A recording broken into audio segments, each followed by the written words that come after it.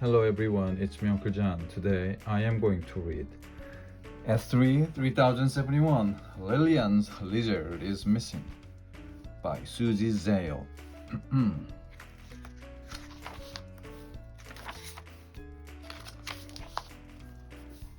Characters: Lillian, David, Tom, Polly. Chapter 1: The Gang. The Parker Street Pet Club met once a week. The pet club was Lillian's idea. A pet lizard was lonely, so she put a poster in the pet shop window. Polly and her pet parrot joined the pet club. So did David and his pet dog. Then along came Tom and his pet turtle. They had their own pet club house. It had a mailbox for secret messages. It even had a telescope to keep an eye on what was going on in the street. And it had curtains they could close so that Mrs. Gray from next door couldn't peek in. Each week, everything was the same at the Parker Street Pet Club meetings. Tom and his turtle always plodded slowly up Parker Street to the clubhouse. Each week, David said that turtle is so slow. The food is always gone when Tom gets here. David and his dog were as bad as each other. They couldn't go 5 minutes without food. Each week, Polly said, "My parrot knows a new trick. Does anyone want to see it?" And Lillian said, "My lizard loves to play with Polly's parrot and David's dog and Tom's turtle. He is not lonely anymore." Each week, the Parker Street Pet Club was so much fun. The kids were always late home for lunch. Chapter 2: Missing. Then last week, something strange happened. On Monday, David's dog didn't show up for breakfast. At lunchtime, he was still missing. When David's dog didn't appear for dinner, David knew something was really wrong. The dog never ever skipped meals. On Tuesday, Polly found the door to her parrot's cage was wide open, and the cage was empty. Polly knew her parrot was clever, but she was sure that bird wasn't clever enough to lift the latch and open the cage door. On Wednesday, Tom's turtle went missing. Tom knew his turtle took ages to go anywhere, so he was certain that the turtle was too slow to escape on his own. On Thursday, Lillian's lizard disappeared. All that was left of her pet was its tail. Lillian knew lizards only shed their tails when they sensed danger. She was worried her lizard had been snatched. The first thing on Friday morning, Lillian ran to the clubhouse and put a message in the mailbox. It read, "Emergency meeting at the clubhouse, 3 p.m. "You're not gonna believe this," said Tom. "Your turtle is missing," said David. "How did you know?" asked Tom. "Because our pets are missing too," said Lillian. "Maybe they got tired of us," said Polly. "Maybe they needed a pet holiday." Polly paused for breath. "Maybe that beady-eyed lizard led the way," she added. "My lizard did not do such thing," snapped Lillian. "He dropped his tail. He wouldn't do that unless he was scared." "Yes," said David. "And my dog has it so good. He would never leave unless he was forced to." "My turtle is too lazy to escape," said Tom. "Something fish is going on here." "Well, it sure is," said David. "What are we going to do?"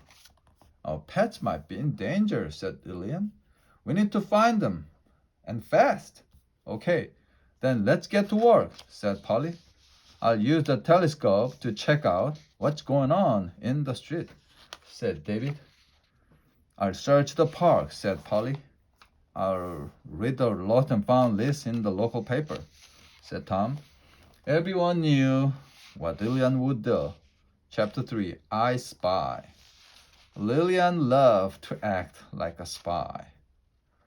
She could dart around corners and hide in shadows just like a lizard. She was through the door and out the gate before the meeting had even finished. She crept next door into Mrs. Gray's garden.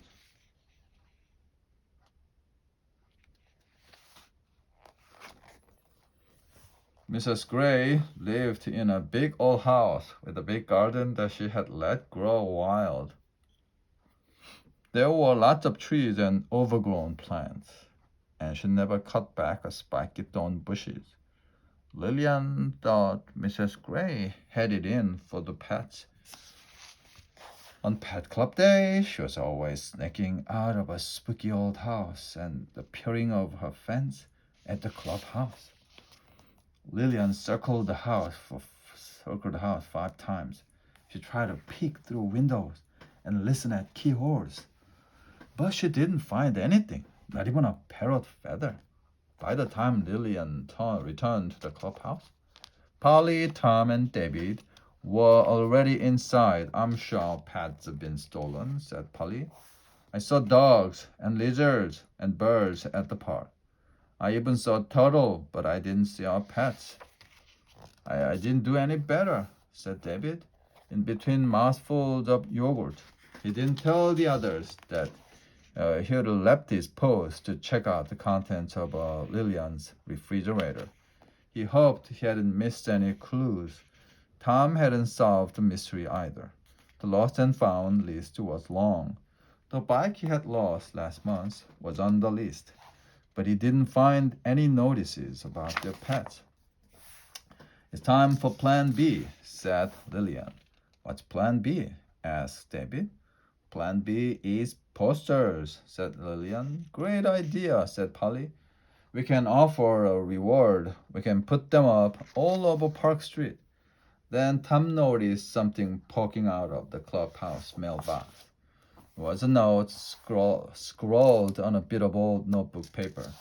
There were just 4 words on it that said, "Try the pet shop." It was signed simply R.G.